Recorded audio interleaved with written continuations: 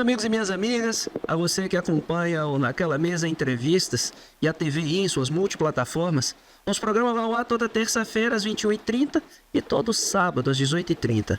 Sempre com uma personalidade da arte, da cultura, sempre reforçando processos de construção da identidade da nossa gente.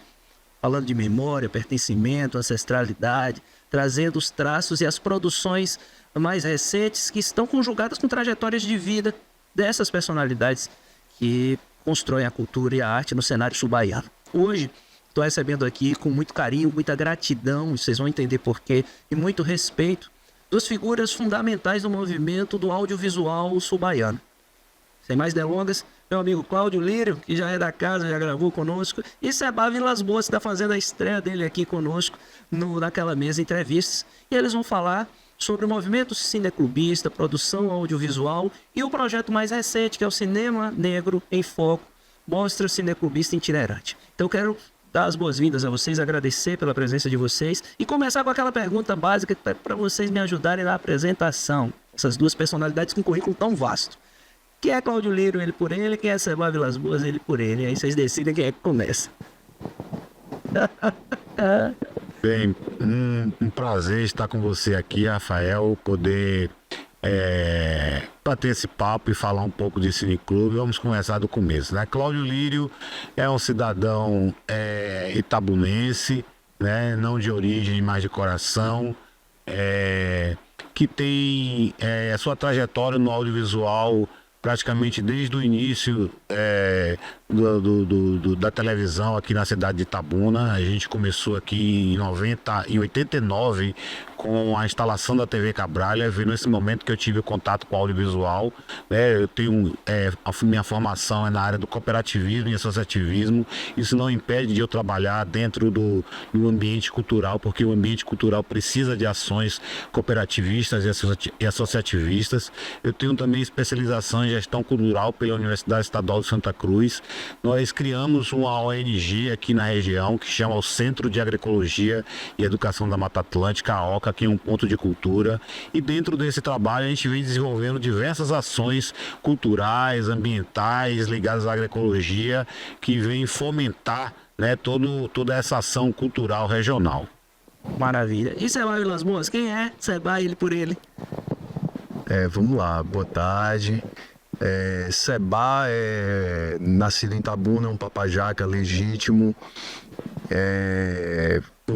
parte da família aqui na cidade de Itabuna, parte da família de Salvador, e sempre fiz essa ponte entre Itabuna e Salvador desde a infância, mas basicamente me criei aqui e desde muito cedo comecei a trabalhar no circuito das agências de publicidade daqui de Itabuna, prestando serviço como ilustrador, isso antes da internet.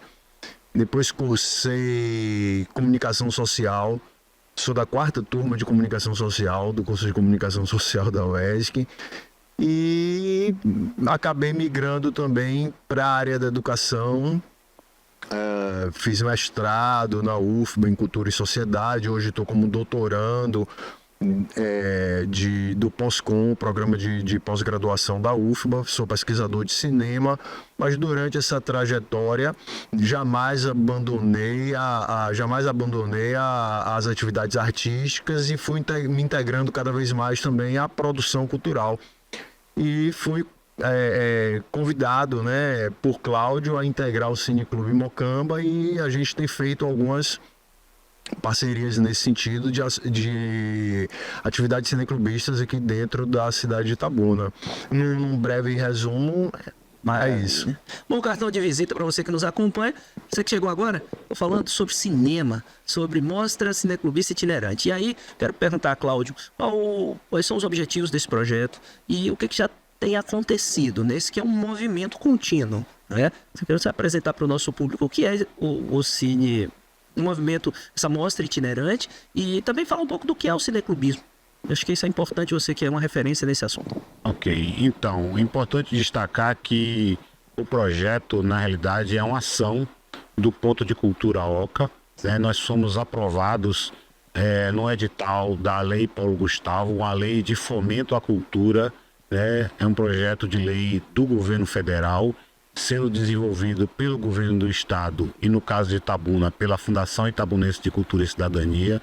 Então nós participamos de um edital, fomos selecionados, estamos executando essa ação através da OCA e do Cineclube Mocamba. O Cineclube Mocamba é o primeiro cineclube criado no nosso território litoral sul. Ele foi criado no ano de 2007, então nós já estamos aí em 2025, então ele já tem uma trajetória muito grande aí sendo desenvolvida. E essa é mais uma ação do Cineclube Mocamba da OCA nessa perspectiva do cinema negro. Nós já estamos na terceira edição, nós fizemos a primeira edição, foi desenvolvida aqui na cidade de Itabuna em escolas públicas municipais e estaduais.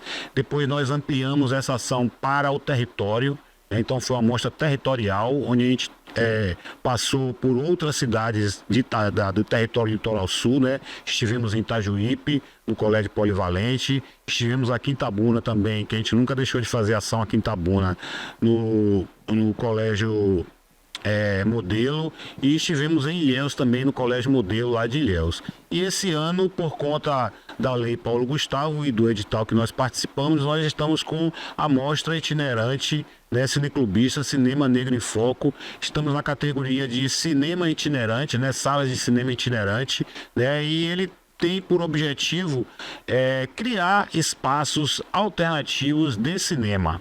Então esses espaços poderiam ser em ambientes abertos, em escolas. Como o foco nosso do Cineclube é principalmente trabalhar com a questão do cinema e da produção audiovisual com escolas, então nós direcionamos para escolas públicas estaduais aqui da cidade de Itabuna. Trabalhamos com o Colégio CIEBTEC, onde nós estivemos lá apresentando as diversas ações, né? O projeto ele traz a sessão cineclubista com debate, traz também, né, um upgrade, vamos dizer assim, ou algo mais, que é a introdução, a oficina de introdução à linguagem do audiovisual, utilizando o Cineclube, utilizando o celular, e também traz uma oficina de cineclubismo, justamente para poder desmistificar o que é o cineclube, né? O Cineclube, vamos lá, o que é o Cineclube? O Cineclube, como o nome já diz, é um clube de cinema, onde as pessoas têm a oportunidade de poder, diferentemente do cinema, onde você não tem como escolher, você acha, ou pensa, ou imagina que você escolhe o filme, mas na realidade quem escolhe os filmes são os grandes conglomerados do cinema, inclusive nacional e internacional, que fazem a escolha dos filmes que vão estar lá disponíveis, mas você não tem a opção de poder escolher, de votar, de nada. Você faz uma escolha em cima de um cardápio, vamos dizer assim, que ele coloca lá do dia, mas não é você que faz essa escolha literalmente. No caso do Cineclube, né, os membros do Cineclube têm a opção de poder fazer a escolha dos filmes que vão ser exibidos, né, a depender da temática, do público e por aí vai. E posteriormente à exibição, né, do audiovisual, né, que a gente costuma chamar de filme, né, mas hoje a gente não chama mais de filme, hoje é audiovisual, né. Após a exibição do audiovisual, o Cineclube traz essa outra diferença, que é o debate. Ele proporciona o debate livre e aberto, né, das pessoas que estão ali, e aí esse debate ele pode fluir por vários mundos, a depender do público que esteja presente. A gente pode debater as nuances da produção audiovisual ou se atentar ao tema do produto audiovisual que foi apresentado. Maravilha. Seba, você é o curador, né, dessa trajetória do projeto, desse ciclo, né, do Cineclube e da mostra itinerante. E o que foi apresentado no CIEBTEC foi um conjunto de audiovisuais, o que foi apresentado no AD1SAL é um outro conjunto. Qual é o alinhavo dessa curadoria? O que tem inspirado a escolha? Óbvio que o foco é o cinema negro, mas você, nessa condição de curador, no debate com a comissão organizadora, quais as escolhas? E fala um pouquinho de cada conjunto, né, que foi apresentado tanto no CIEBTEC quanto no AD1SAL. Ok, vamos lá. A escolha dos filmes, né, ela é feita com base em 2 critérios, já que a gente está com um tema de cinema negro em foco. O primeiro critério é o filme ter sido realizado por um cineasta afrodescendente declarado. Esse é o critério número 1. O outro critério, para que a gente possa ter também uma maior abrangência de repertório, é que o filme aborde, mesmo que não tenha sido realizado por um cineasta afrodescendente, mas que ele aborde questões referentes à herança da matriz afrodescendente na formação da cultura brasileira, da cultura baiana, dentro desses recortes. Então, a escolha de filmes que a gente fez para essas sessões cineclubistas, elas variaram de escola para escola e também para o Centro de Cultura do Nias Filho. A gente teve a experiência de apresentar no Colégio Odeon Sauer um longa-metragem pela primeira vez, porque eu acho que é importante salientar que as atividades cineclubistas que a gente tem realizado privilegiam a exibição de filmes curta-metragens, tanto de ficção quanto de documentário. Perfeitamente. Que é um formato de filme que é muitas vezes pouco valorizado e não encontra espaços de exibição, principalmente em salas de cinema comerciais. Muito bem. E como a gente sabe, o curta-metragem ele vai ser muitas vezes a porta de entrada de grandes cineastas, quase sempre assim. Então, mas dessa vez a gente está trazendo trouxe a experiência de exibir um longa-metragem que chama Trem do Soul, no Colégio Odeon Sauer, que é de um diretor carioca, o Clementino Júnior, né? Porque são muitos filmes e realmente que é o do Clementino Júnior o filme trata da origem do movimento da música funk soul no Rio de Janeiro, e como de certa forma isso acaba repercutindo na continuidade de todo esse movimento da cultura hip hop hoje em dia. No Colégio Ciebetec, a mostra contou com 2 filmes documentários e 2 filmes de ficção. Os filmes de ficção foram exibidos lá, o encontro de Carolina de Jesus com Lima Barreto, que é de uma realizadora de São Paulo e aborda de uma maneira fantástica o encontro desses 2 escritores negros distanciados no tempo. Outro filme de ficção é de minha autoria, chama Ecos da Caveira de Burro, e aborda aspectos referentes de uma maneira muito alegórica, né? A herança da matriz afrodescendente aqui na lavoura do cacau. E os filmes de documentários que foram exibidos no CBTEC são Contragolpe, que é de um jovem realizador de Salvador, Vitor Uchoa, que fala da superação das dificuldades dos atletas de boxe da periferia de Salvador, dos atletas negros de boxe, negro-mestiços de boxe na periferia de Salvador.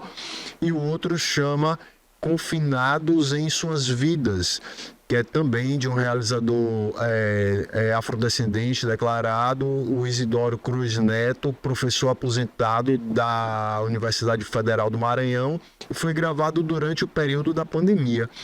Esse entrou na seleção porque seguramente, né, a vida desses jovens estudantes do ensino médio foi também totalmente atingida, né, pelo aspecto do confinamento durante a pandemia. Esse é o famoso filme pandêmico, né?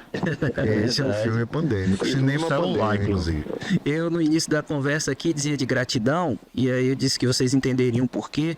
É justamente porque eles escolheram também o CIEBTEC para compor, e eu estou lá como professor, e nós tivemos esse encontro potente. Então, algumas imagens já vão aparecer para vocês e vão ilustrar um pouco, né, do que foi esse momento lá no CIEBTEC e que traduz o que tem sido esse momento de encontro nas escolas. Então, trazer a linguagem do cineclubismo, os curta-metragens, todo o material audiovisual para a escola, potencializar os processos formativos e trazer muitas vezes para a escola temas que o currículo oficial quer silenciar, temas que o currículo não quer tocar. Conhecimentos que são hierarquizados, subalternizados, silenciados. E através de projetos como esse, essas discussões fundamentais para a compreensão da sociedade que a gente vive em suas contradições, em suas violências, ela está acontecendo na escola. Agora, Seba pontuou, eu vou pedir para a Cláudia detalhar.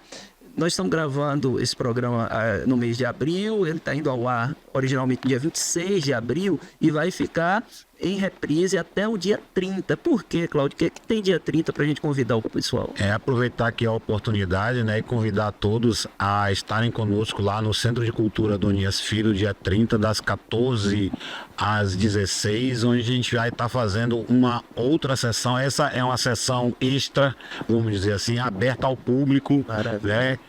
É a nossa contrapartida do projeto, né? Maravilha. Apesar da gente estar executando um projeto na escola, um projeto livre e aberto, a gente teve a obrigação de dar uma contrapartida, então a gente está apresentando essa contrapartida. Depois Seba pode falar sobre a programação do Centro de Cultura e lembrar que, como você falou, esse é um projeto provocativo, justamente porque nós entendemos que essa questão negra, essa questão afrodescendente aqui na nossa região fica debaixo do tapete, né? Então nós estamos provocando a sociedade baiana, itabunense, grapiúna, da região, para que a gente faça uma reflexão, né? Qual é a importância da sociedade, a importância do negro, né? Do afrodescendente que foi escravizado, que foi trazido aqui para a nossa região. Qual é a importância que ele tem para essa região, né? Na cultura, na gastronomia, na economia, porque muito se fala dos grandes cacauicultores, né? Dos grandes escritores, dos grandes fazendeiros, né? E por aí vai,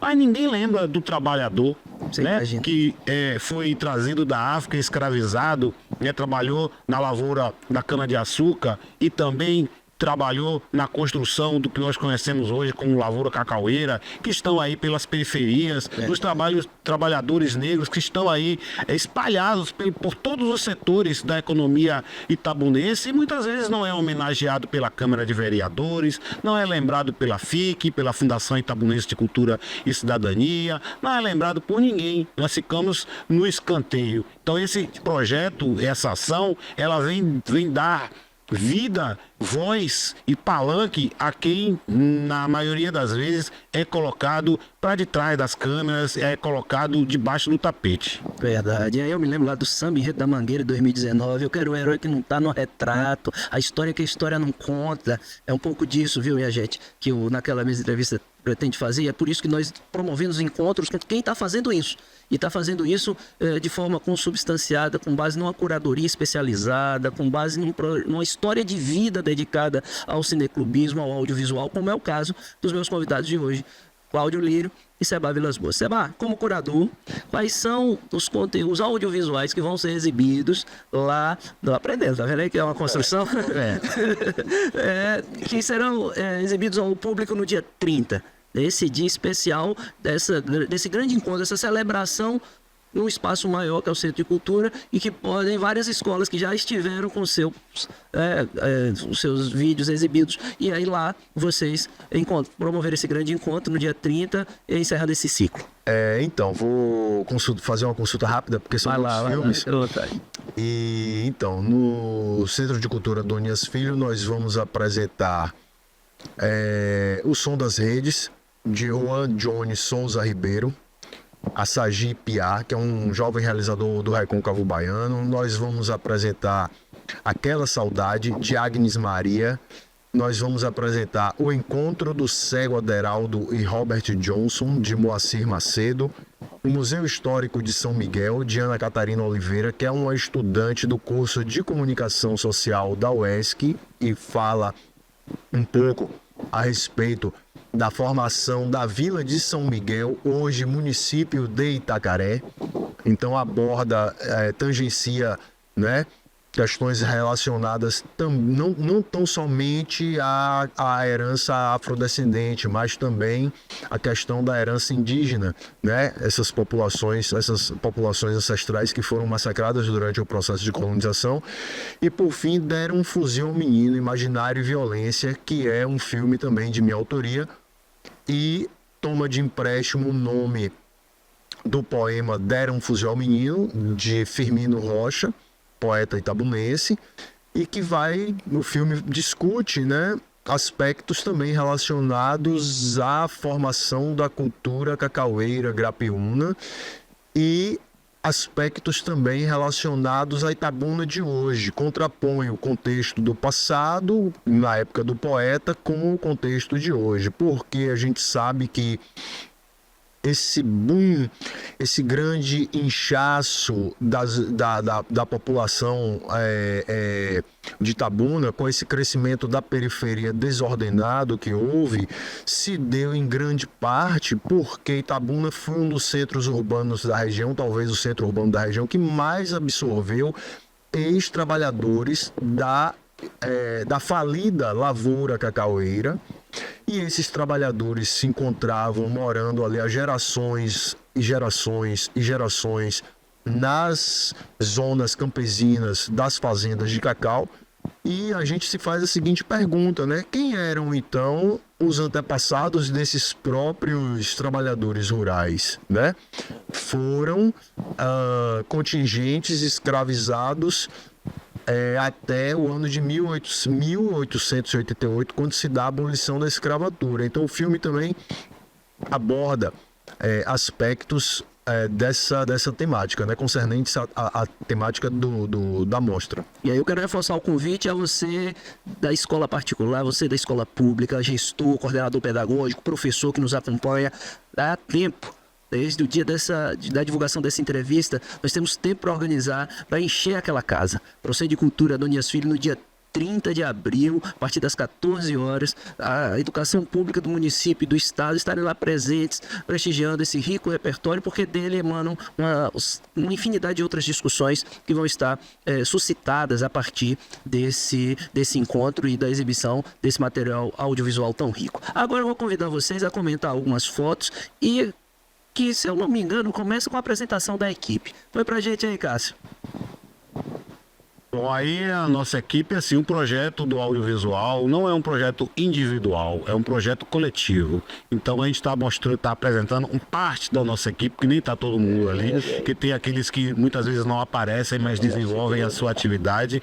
E dizer que nós procuramos trabalhar com profissionais da nossa cidade, da nossa região, de vários níveis. A gente tem ali, né, desde Karen Povos, que está ali, nossa assessoria de imprensa, comunicação e redes sociais, que ela está agora assumindo essa função das redes sociais também, né? Seba Vilas Boas. Mas a gente tem ali a Samira também, que é estudante do curso de mídias sociais na UFSB, então serve inclusive como estágio para que ela possa estar desenvolvendo as suas atividades na escola. Então aí nós temos parte da nossa equipe, inclusive nós temos ali também Roberta, que é a responsável por todo o processo de acessibilidade. Nós contratamos uma profissional nessa área para garantir a acessibilidade, e temos um profissional que trabalha com a gente que vamos dizer assim, tem uma deficiência auditiva, mas nem por isso ele deixa de participar, de trabalhar conosco. Então nós incluímos na equipe, além de termos um profissional em acessibilidade,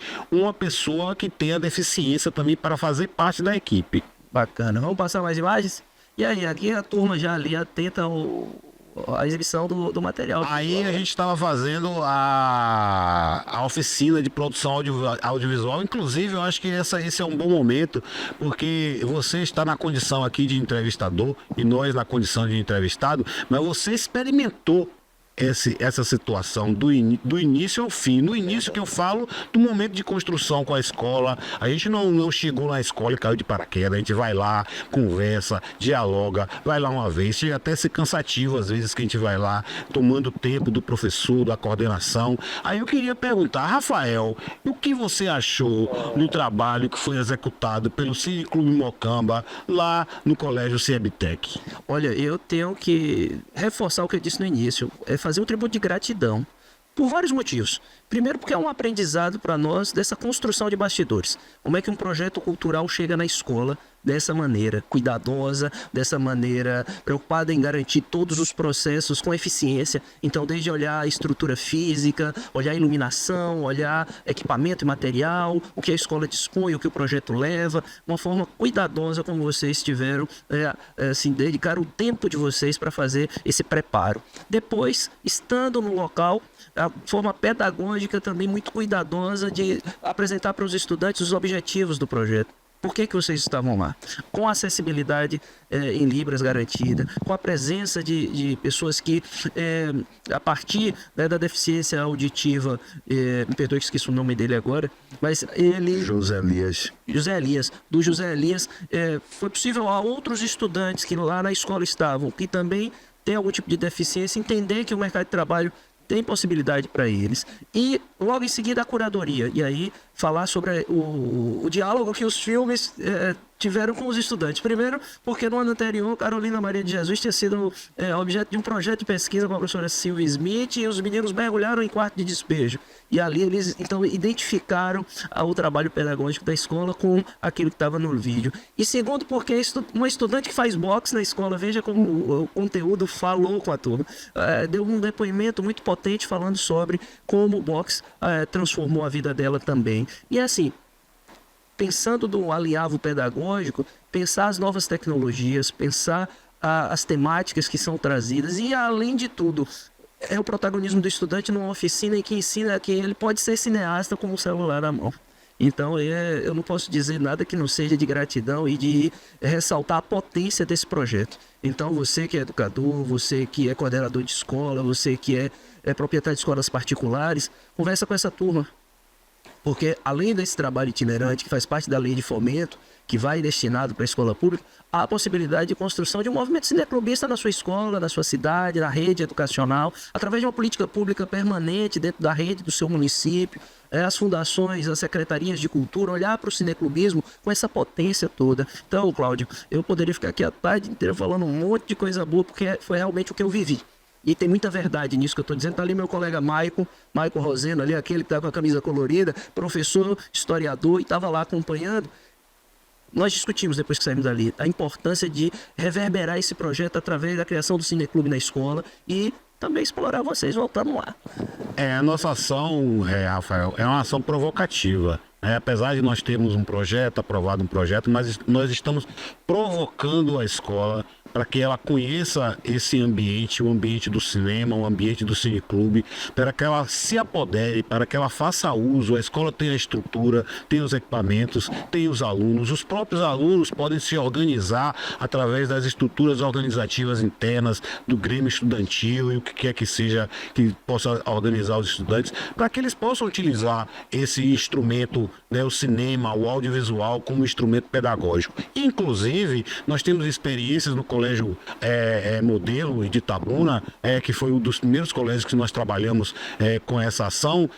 Isso pode abrir caminhos para que futuramente jovens estudantes do segundo grau, do primeiro grau, possam trilhar esse caminho do cinema, do audiovisual, do jornalismo. Hoje a gente já tem profissionais que estão atuando com, inclusive, captaram recursos pelo edital da Paulo Gustavo, que foram alunos nossos de projeto de escola que nós desenvolvemos. E eu fico muito feliz porque a gente consegue visualizar, vamos dizer, apesar da gente falar assim, não, você pode fazer isso, você pode fazer aquilo, nós temos na prática.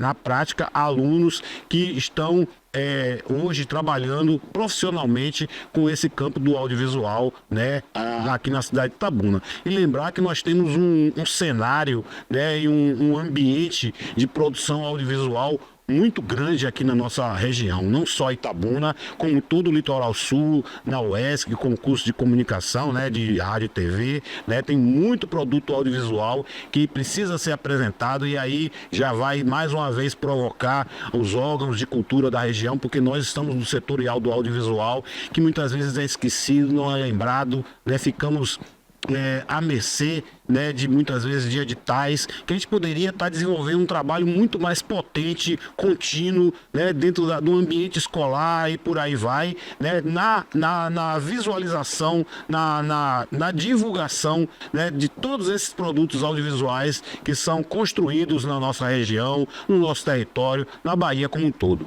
Maravilha. É você que nos acompanha. Estou conversando com Cláudio Lírio, Seba Vilas Boas, do projeto da Mostra Cineclubista Itinerante, falando sobre cinema, falando sobre o audiovisual, falando sobre a escola, falando sobre o poder transformador que as artes têm. E aí nós pontuamos aqui em vários momentos, meio que transversalmente, as políticas culturais, né? Cláudio Lírio, nesse discurso, nessa fala final aqui, foi ainda mais incisivo, falando da importância, né, de ter um trabalho perene de fomento. Seba, queria ouvir um pouco você também sobre isso. Como é que você está vendo o cenário das políticas públicas do setor audiovisual, para o setor audiovisual, as políticas dos editais, a política nacional de Planck, mas também quais são as lacunas desse processo todo e como é que nós podemos ir para além da política dos editais, atendendo outras dimensões que muitas vezes nessa política não estão sendo contempladas? Uau, muita coisa, vamos lá. Primeiro, com relação às políticas de abrangência nacional, né? A Lei Aldir Blanc, mais especificamente a Lei Paulo Gustavo, voltada especificamente para a produção audiovisual. Isso acabou desenhando um cenário completamente novo, inusitado e novo em todo o Brasil. Há recursos chegando, agora esse recurso precisa ser bem direcionado, e ele tem sido bem direcionado, né, a estados e municípios, só que aí a gente chega também num seguinte problema, que é um gargalo, a exibição. A cadeia produtiva do audiovisual, ela é muito grande. Uma das etapas da cadeia, porque é uma indústria, né? Você não faz um filme sozinho, principalmente se você tem interesses de comercialização, de colocar num streaming para comercialização, para exibir numa TV, para colocar numa sala de cinema. Então você tem esse gargalo que é justamente os locais de exibição, principalmente se você está produzindo curta-metragem. Né? A gente teve agora recente a reativação da política nacional, que comumente a gente pode chamar de lei do curta. Isso está sendo discutido para que no início das exibições de longa-metragens em salas de cinema comerciais se volte a exibir curtas-metragens nacionais. Isso é um ponto interessante, né? Mas a nossa com esse fomento da Lei Paulo Gustavo e da Lei Aldir Blanc, a nossa produção audiovisual voltada para o cinema, para a contação de histórias que o cinema proporciona, para a fabulação, talvez cinematográfica, talvez ela não tenha tido precedentes na história do Brasil. Então a gente está ficando com a grande produção de filmes, isso não só no município de Itabuna, não só no estado da Bahia, mas em todo o Brasil. Mas a gente carece de lugar de exibição. Aí a importância da ativação de toda uma rede cineclubista, seja ela no âmbito nacional, seja ela no âmbito estadual, seja ela no âmbito municipal. E isso não perpassa pela Ancine, porque a Ancine é uma agência reguladora, mas ela lida basicamente com a produção audiovisual cinematográfica e de games voltadas para o mercado, ou seja, para salas de cinema comercial. Então um projeto como esse, que é de sala de cinema itinerante, ele retoma inclusive falando de modo romântico, as origens do primeiro cinema, como a gente chama, porque o cinema era uma atração de feira livre. Os intelectuais, na virada do século XIX para o século XX, a elite econômica, pouco admitia que assistia cinema, que ia ao cinema ver, né, atrações cinematográficas. O cinema era uma atração de feira livre. É daí que surgem as primeiras salas de cinema, que são considerados cinemas de rua. Hoje a gente praticamente não tem cinema de rua. Aqui em Itabuna, infelizmente, não se preservou nenhum cinema de rua. Itabuna carece de uma política pública municipal que resgate, que ao menos resgate essa história. O Cine Itabuna, o grande Cine Itabuna, que atendeu gerações e gerações de pessoas. A primeira vez que eu fui ao cinema foi no Cine Itabuna. Hoje o Cine Itabuna eu acho que é uma grande loja de armarinho, né? Aviamentos e tal. Nada contra o corte e a costura, nem o setor, nem esse setor. Mas a gente pegar um equipamento cultural, como foi, como ainda é, a sala, a estrutura, e transformar em outras, para uma finalidade tão distante, é triste, é empobrecedor para a história da cidade, né? Agora, recente, falando de uma maneira mais abrangente, do que diz respeito não só à questão do patrimônio material, porque a gente não está falando aqui de cinema enquanto estrutura do cinema. A gente não está falando de patrimônio material, a gente está falando de patrimônio imaterial, patrimônio cultural imaterial. É o que isso representa na formação da geração da população de Itabuna, da população da memória de Itabuna. Recentemente, a casa do fundador de Itabuna foi posta abaixo. Então, o impacto desse tipo de coisa é o mesmo impacto de empobrecimento cultural que a perda, né, de todos os cinemas de rua de Itabuna representa. Então a gente teve o Cine Oasis aqui, se eu não me engano, a gente teve o Cine Itabuna, outros também que eu acho que eu não alcancei, eu era muito criancinha. Então um projeto como esse, de sala de cinema itinerante, de modo romântico, ele resgata o contato dos grupos populares com o cinema também. Então a gente tem que ter esse entendimento para poder ter essa maior abrangência do impacto benéfico que é as políticas públicas de cultura. E agora, só para finalizar, a gente carece aqui em Itabuna de maior atenção da FIC, né? Da Fundação Itabunense de Cultura e Cidadania, no que diz respeito à criação de editais municipais calendarizados. A gente tem, por exemplo, a Escola de Talentos, né, Cláudio?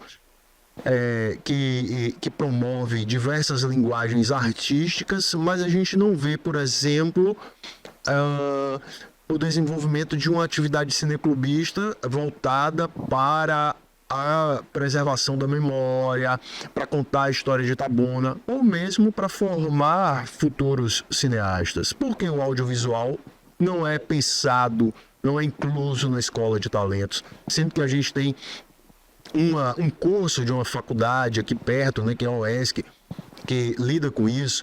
A gente teve aqui faculdades de jornalismo, a gente tem agora a Universidade Federal, do Sul da Bahia.